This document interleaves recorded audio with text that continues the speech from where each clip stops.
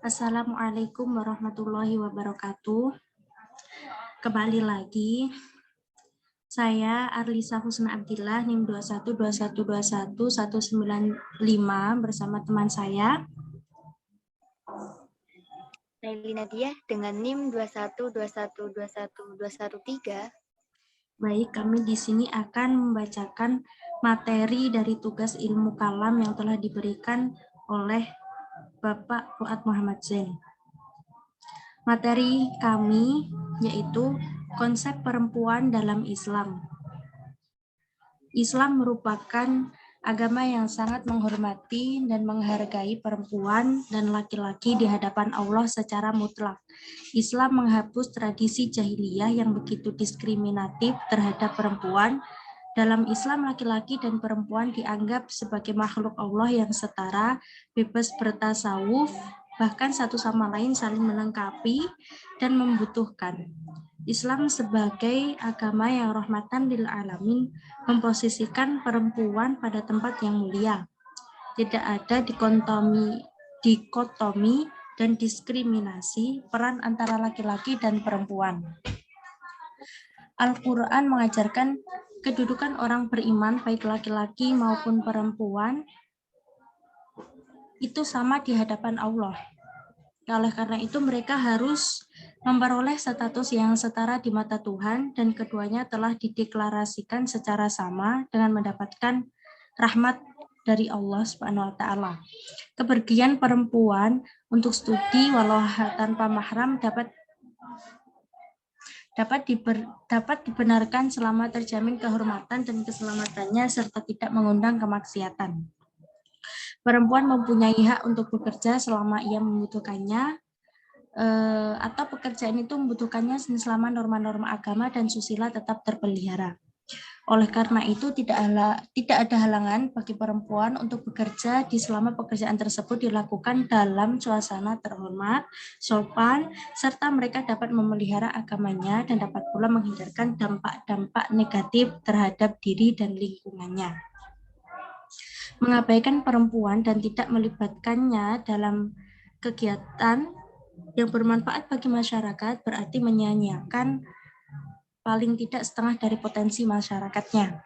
Karena kebanyakan masyarakat di kita paling banyak itu perempuan. Selanjutnya yaitu pendahuluan. Mahmud Syautut, mantan Syekh Al-Azhar, menulis dalam bukunya Mintajwihat Al-Islam bahwa tabiat kemanusiaan antara lelaki dan perempuan hampir dapat dikatakan sama.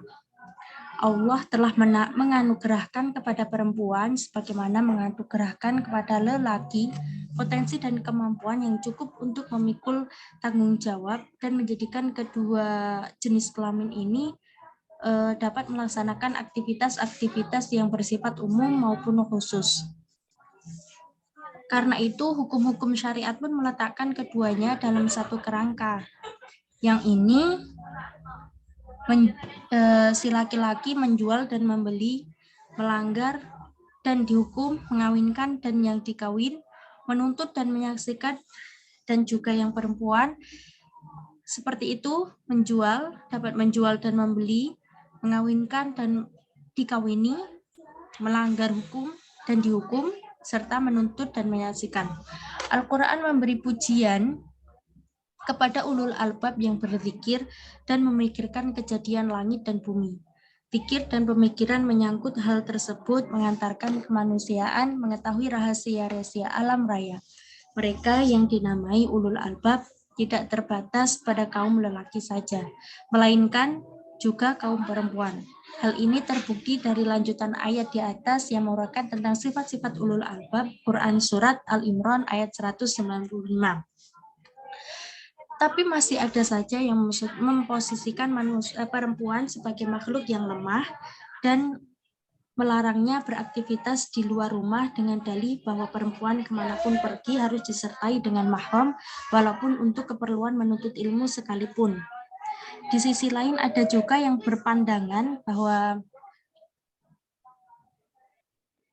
perempuan tidak boleh bekerja tetapi sebaiknya berada di rumah untuk mengurus anak ataupun keluarganya.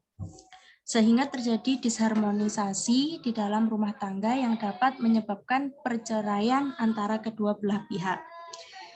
Yang selanjutnya, kedudukan perempuan. Sebelum Islam datang, perempuan sangat menderita dan tidak memiliki kebebasan hidup yang layak. Dalam peradaban Romawi misalnya, wanita sepenuhnya berada di bawah kekuasaan ayahnya, dan setelah menikah, kekuasaan tersebut berpindah ke tangan sang suaminya. Kekuasaan ini mencakup seperti kewenangan menjual, mengusir, membunuh, menganiaya. Segala hasil usaha wanita menjadi hak milik keluarganya yang pihak suami. Dalam Undang-Undang India juga perempuan tidak memiliki hak untuk menyukai dan mencintai. Semenjak kecil mereka diharuskan untuk mengikuti kemauan orang tuanya. Pada masa mudanya mereka harus mengikuti kemauan suaminya, dan ketika suaminya itu meninggal, mereka harus mengikuti keinginan putra-putranya dan seterusnya.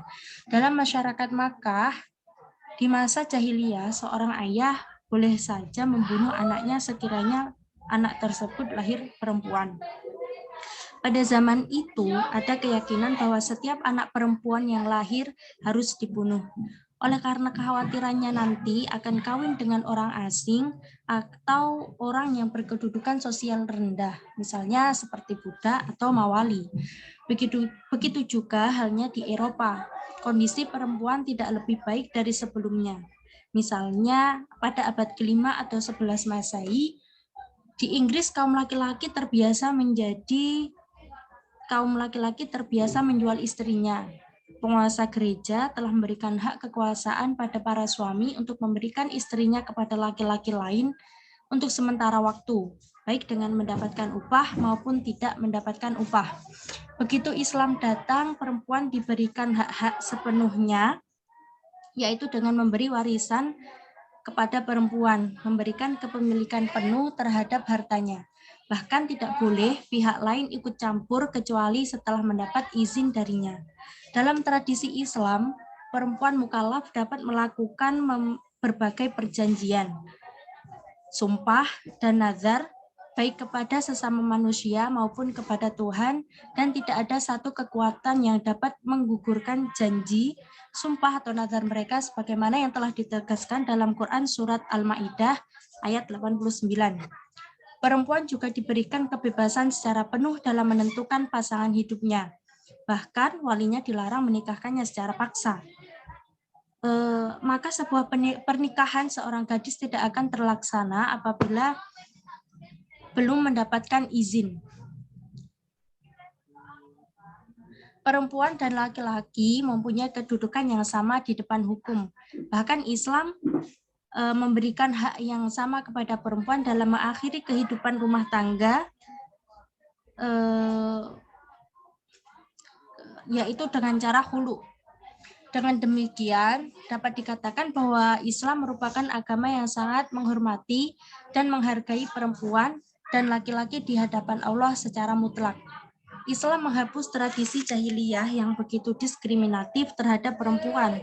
Dalam Islam, laki-laki dan perempuan dianggap sebagai makhluk Allah yang setara, bebas bertasaruf, bahkan satu sama lain saling melengkapi dan membutuhkan.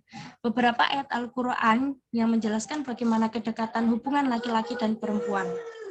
Misalnya, dalam ikatan perkawinan yang terdapat dalam Quran Surat Ar-Rum ayat 30,